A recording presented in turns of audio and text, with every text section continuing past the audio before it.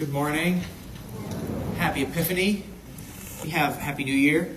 We have it in our tradition, just a great practice of, you might think about doing this after Mass, going to visit the Manger, the statues of Jesus and Mary and the wise men. Right? Maybe you prayed that surrender novena or started praying it.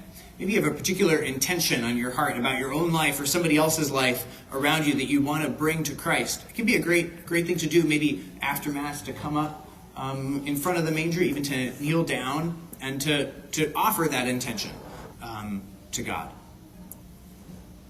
There's something about mangers that's kind of vexed me this year. Jesus never looks like a newborn. He always looks like he's 3.5. I'm not really sure why that is. We're going to move on to maybe more important things. In that manger, where Christ dwelt, where the Magi came to see him, was there that much danger? Herod certainly seems to think so. As soon as he hears that somebody's been born, who could be the King of the Jews, it says that he and all of Jerusalem with him were troubled. This isn't the last time that people in Jerusalem will rejoice because of Jesus' presence.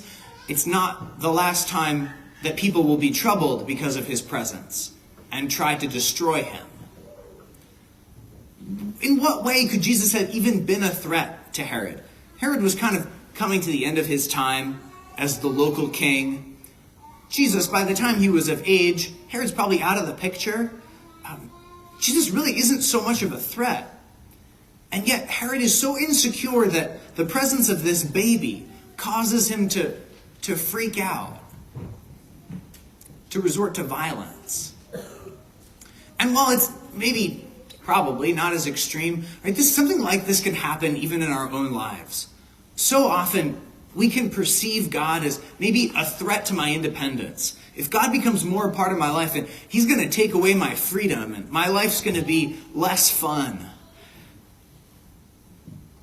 When in fact, for Herod and for us, Christ comes to bring the fullness of freedom and total satisfaction.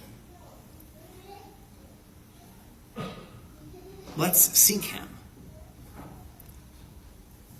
Because he is, after all, not just, Herod's king or the king of a particular people who lived in a particular time of our own individual lives. The psalm says, every nation on earth will adore him. A story.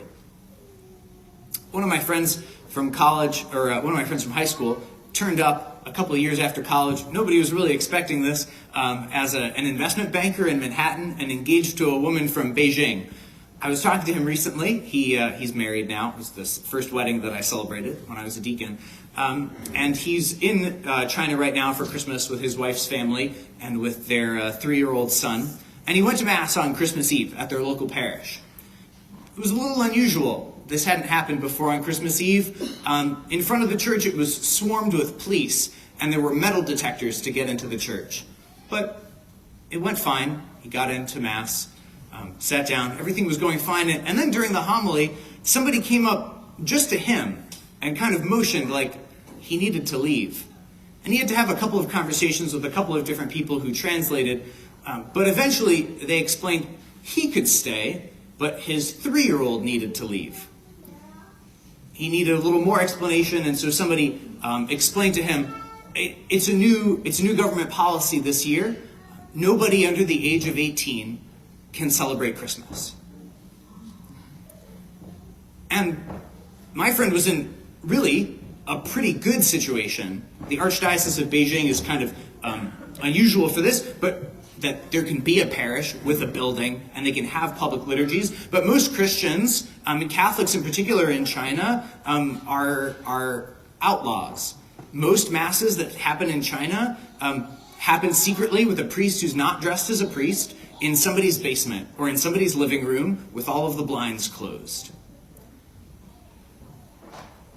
His wife explained to him why it is that the government wanted to institute this new policy.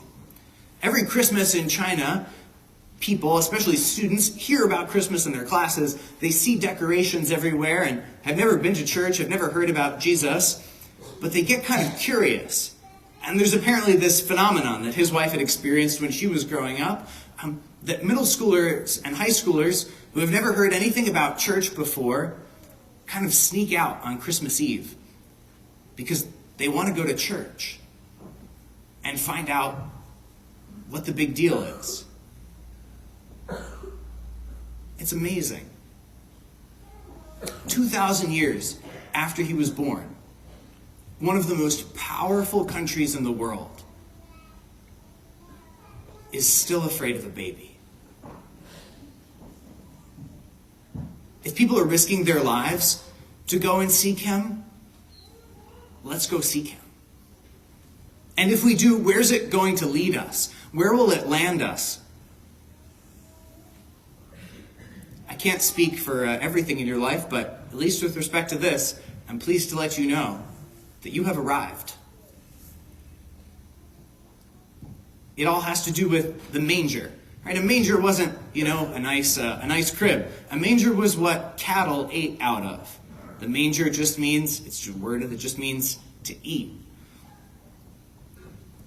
And this practice we have in our churches of setting up a manger, of depicting Jesus in it, it comes from St. Francis of Assisi, who had this kind of grace-filled inspiration. At some point during his life, he was preaching for a Mass, wanted to help people realize how real the Incarnation is. And so he set up this kind of crib with live animals around it. But in the first nativity scene, there was no statue of Jesus, because St. Francis put the manger directly underneath the altar. He wanted to make a point to the people he was preaching to. You don't really need a statue of Jesus, because when you come to the Mass, he's here.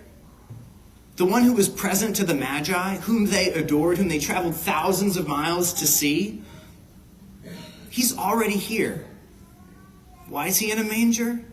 Because he gives himself to us as food. Side note, Bethlehem in Hebrew means house of bread.